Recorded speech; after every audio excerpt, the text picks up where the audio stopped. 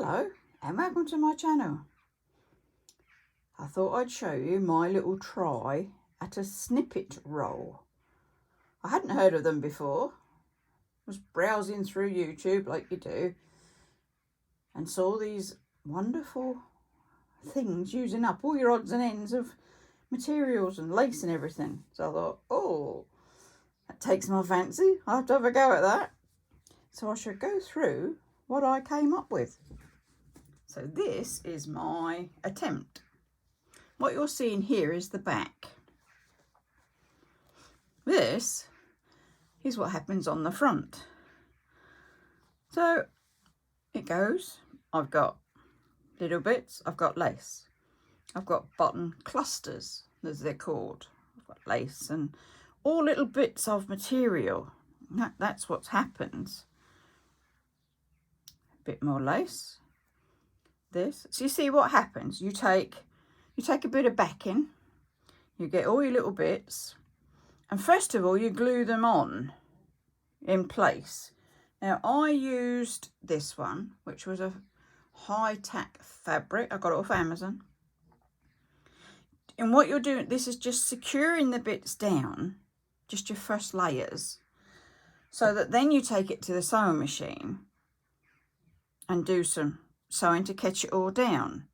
Because if you didn't have any mean of glue on there, it would be a bit difficult because they're small bits. They'd fall all over the place. Now I have seen people using fabric glue like I did, and I have seen people using Pritt stick. So it seems all it is just a matter of trying to get it in place before you start your stitching. And then you do sort of a section at a time, there to there, so. And you do just backwards and forwards, and any sort of cotton that you've got in it, any sort of stitch you want to do. I've got straight, I've got what looks like bird feet, I've got crosses. So this is what happens. So if I roll that way, don't want to bore you with it twice, do we? Let's go along a bit. So what have we got here? So I put some beads on. They're just on thread and sewn on top. Another button cluster. There's a doily on. There's more lace on, just caught down the middle of that one. You can see all these wonderful bits of material. Ooh, there's a bit of, what's that, velvet? Unfortunately you can't feel it, I can. It's velvet, it's soft. And there's felt. There's material scraps, and you fray the edges of whatever will fray to give you a bit more effect. You put lace on whenever you want it. What we got here? We've got a bit of curly bit of lace going on there, straight. Some more beads, different bits of lace, all sorts of it. There's sort of all sorts of material in here.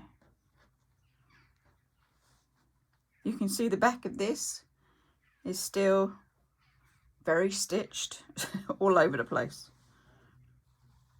Because what some people do, once they've done this, they'll then put, I've seen on YouTube, they will put a piece of lace this wide and obviously as long as your snippet, just to cover up the back. But I didn't do that. I thought, well, the back's part of it.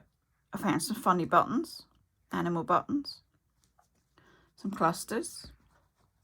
It's this Hessian, isn't it, that one? Frays up nicely. This was a material tape, like a ruler, felt. Oh, and I found some Dumbo ribbon, so what, like that. I'll have a piece on there. So you do your first layers of all your little bits, and then you add whatever you want on top. Keep going along. What's this one? Embroidery anglaise. It comes off like wedding dresses, this sort of stuff. And I've just caught round the edge with a zigzag stitch. It wasn't a cross stitch, was it? Silly me. Zigzag stitch round there.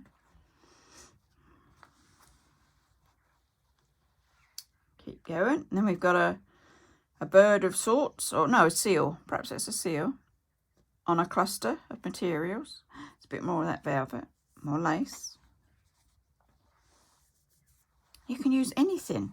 It is just about using up your scraps. Anything that's sort of, when you've been cutting material up and you've got a bag of all sorts of bits, you can even make them smaller to use on this. Put a bit of ribbon that way, that was done. And there's another bit of silk ribbon and a bit of lace. Not caught there. Oops. Perhaps I'll have to go and adjust that, or address that, shall I say. Button cluster. Doily. Shiny material. We go on and on. Did some more beading. It's sort of a tactile thing as well as a what can I see thing, isn't it?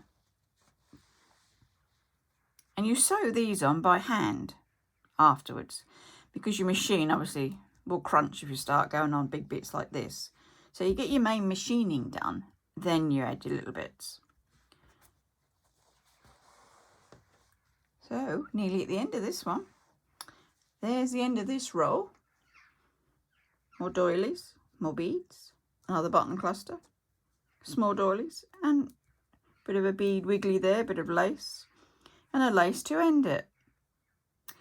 Now that's okay, and you think, okay, what do you do with it now? So my head thinks, do I make it into a handbag with lots of layers coming down, or even layered that way across? Do I make book cover cases with it? Notebook cases? Bible covers? And all you do is obviously cut it, because it's so well stitched in their places anyway. You're just going to cut it across and line them up and join them so that it makes it into a wider piece rather than a long piece. I think the ideas are endless with this. Another crazy idea I had was, how about cutting it into lengths and putting it up as a door curtain? You know, one of these ones that keeps the flies out? Yeah, I have strange ideas. But I'm not sure yet. What I'll do is I'll think about it. I want to do some more. I did like the process, so I will be doing some more of these. And then I'll come back with a video that shows you what I did with them. So I hope you've enjoyed this little walkthrough, roll through, pun on words, play on words. There we go, lots of different bits. You can see it was only an old pillowcase that I'd found. It's just a thin cotton pillowcase that I ripped up so you could get your edges. Join them together. You probably can't see, let's have a look where we've got our joins on this. Keep rolling through. Obviously good joins, because I can't even find them. There's one. You may just see it there. So I just joined the two pieces together, and of course they laid out over here. By the time you got your material on, you'd never know. Well, it doesn't, doesn't have to match in pattern at all, because you're not really doing anything with the back, are you? As I said, some leave them like this, some put lace on. Depends on what you want to do with it, I suppose. But it was just a pillowcase, just again, scraps of material. Whatever you can find that you can use. And we're back to the very start again. It's quite a bit of it, not rolled. It's quite effective, not rolled. So I hope you've enjoyed this video as much as I found it very therapeutic to sit and play with scraps. Nothing big, just little pieces. I want to do thinner ones as well, a mini roll, because you could use those as book edging, and you can use them in your journals as the edging around the page. You've got the small ones. I'm also going to do a paper version. You can do the paper snippet rolls, obviously using roll of tape, which I've got on order, and then you've got just cut all sort of magazines, pictures, photos, whatever you want to, and you just stick them on. Very worthwhile process, very different, very unique. Nobody's going to have exactly the same two, are they? Nobody will have one like yours. So no matter how you try, you can't actually copy because nobody will have the same bits of material. But there you go. Very pretty, very effective.